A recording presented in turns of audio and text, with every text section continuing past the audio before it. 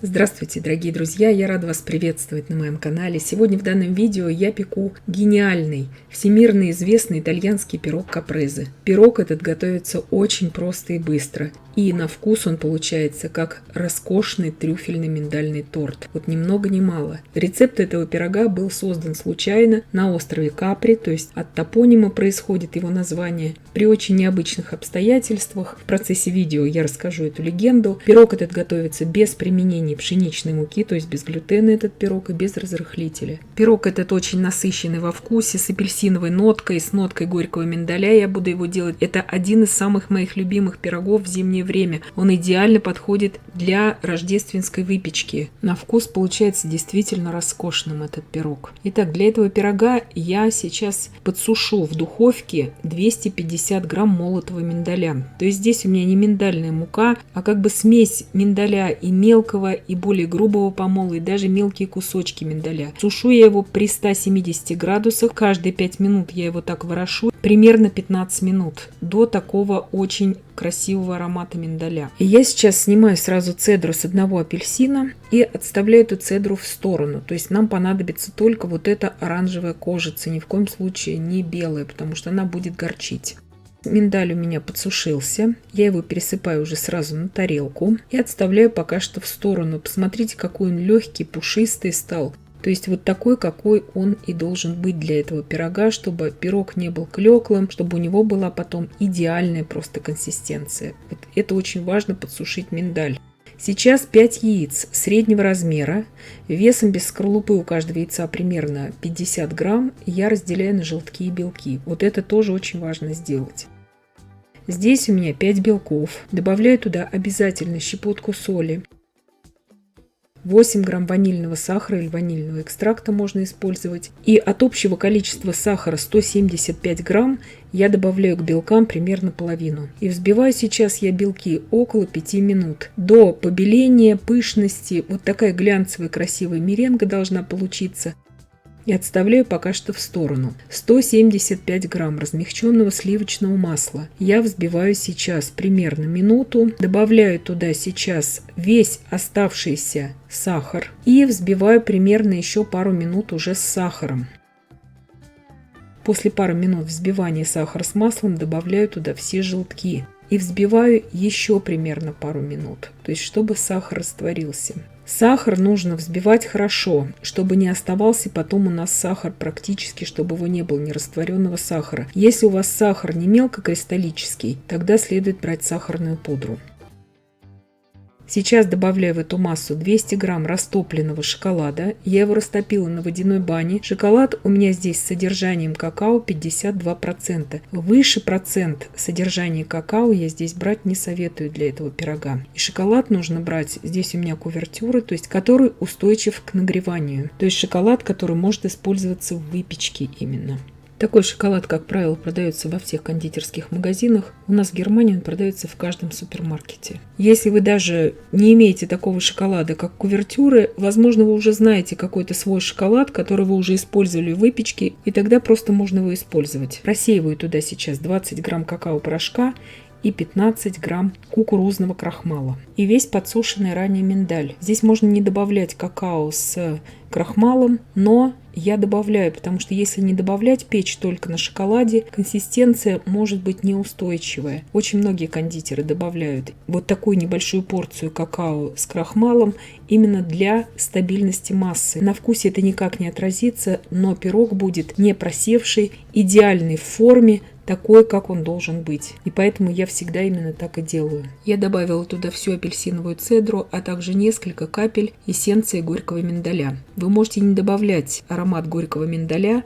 Я всегда добавляю, получается просто бомбический вкус, именно такой рождественский, очень зимний, очень насыщенный, не похожий вообще ни на какие другие. Я люблю очень это сочетание. Вы можете также несколько капель ромовой эссенции туда добавить. Добавляют очень часто. Я очень люблю вот это сочетание апельсин, шоколад и горький миндаль.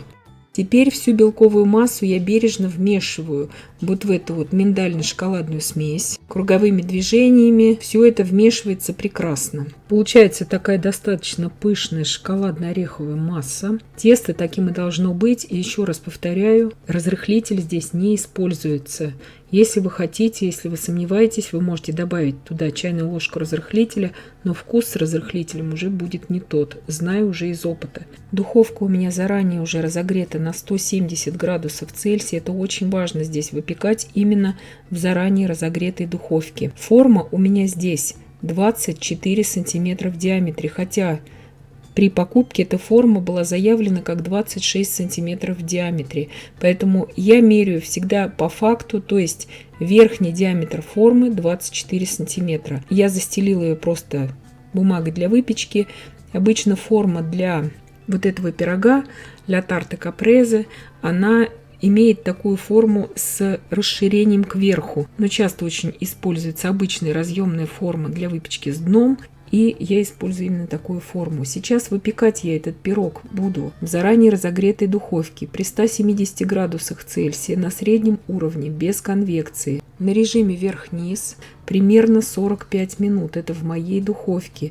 И готовность этого пирога я проверяю всегда так. То есть шпажкой проверять здесь не совсем корректно, потому что серединка такая кремообразная уже у готового пирога. Проверяем так, что когда поднимется серединка у пирога, минут 15 она уже должна не опускаться в духовке. То есть примерно 45-50 минут для этого требуется. Пирог сильно не поднимется. И открывать духовку во время выпечки не нужно. И если вы все-таки захотите сделать пробу на шпажку, она должна у вас выходить практически сухая и чистая из серединки готового пирога. Итак, у меня прошло около 50 минут при температуре 170 градусов Цельсия. Я его выпекала. Я дала ему сейчас остыть до комнатной температуры в форме, но он внутри еще такой теплый у меня. Я снимаю с него форму, удаляю вот эти бортики все, переворачиваю его сейчас на подложку. Можно здесь взять блюдо в виде тарелки, но я просто хотела здесь более плоскую такую взять поверхность, и подложка она немножко скользит. Идеально от него, конечно же, отходит и бумага для выпечки, и дно формы. То есть у него идеальная текстура, благодаря тому, что мы добавили немножко какао и крахмала. Сейчас при помощи вот такого самодельного трафарета я буду наносить на него рисунок. То есть у меня здесь обычная решетка для тортов. И здесь у меня оставались некоторые элементы от набора для скрапбукинга из бумаги. И я просто их положила здесь на решетку. И таким образом у меня получился такой трафарет. Я посыпаю не очень обильно сахарной пудрой, чтобы все-таки трафарет виднелся.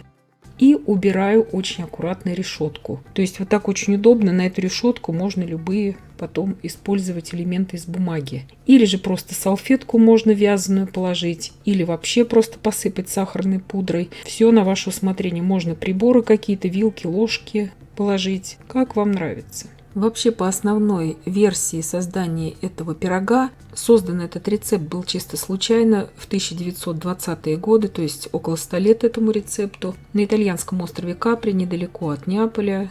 Туда прибыли гости-гангстеры, и вот этот повар, которому был заказан торт, был настолько в стрессе от этого всего, что забыл туда просто в это тесто добавить муку. И когда гости попробовали этот пирог, они были просто в восторге. И с тех пор стали выпекать именно вот по такому рецепту. Вот этот пирог капрезе. Нарезаю еще в не до конца остывшем виде крупным ножом. Идеального разреза не получится, сразу я говорю. Это такой пирог. Сверху корочка, внутри трюфельная кремообразная консистенция с миндалем. Пирог нежнейший и вкуснейший. Сейчас я вам покажу, как он надламывается вилкой. Ароматнейший получается. Это пирог, конечно, не для детей. Это взрослый вкус, такой очень насыщенный, ни на что особо не похожий. Он очень богатый во вкусе, этот пирог. Вы можете его также подавать, допустим, с апельсиновым курдом. Очень хорошо будет. Больше никаких специй я здесь использовать не советую. Это все-таки не пряник, но вот те специи, которые я показала, апельсиновая цедра, экстракт горького миндаля, это очень удачное сочетание здесь. Вот так вот он выглядит внутри. Он пропечен внутри, но консистенция все равно кремовая у него. Сейчас он у меня полностью остыл, уже до комнатной температуры, уже он не теплый. Я его нарезаю ножом-пилкой. Особо это тоже не помогает. Вот такая консистенция чем-то напоминает брауни. Очень насыщенный, мега шоколадный. И такой терпкий у него вкус получается. для всей вот этой осенне-зимней выпечки просто бомбический вариант. Вот такой простой в приготовлении пирог, а по вкусу ощущается, как будто настоящий богатый кремовый торт с трюфельно-миндальной начинкой. Вот такой удивительный пирог. И я надеюсь, что видео было полезным и познавательным. Подписывайтесь на мой канал, ставьте лайки, пишите комментарии. Я всем желаю больших успехов и до встречи в новых видео.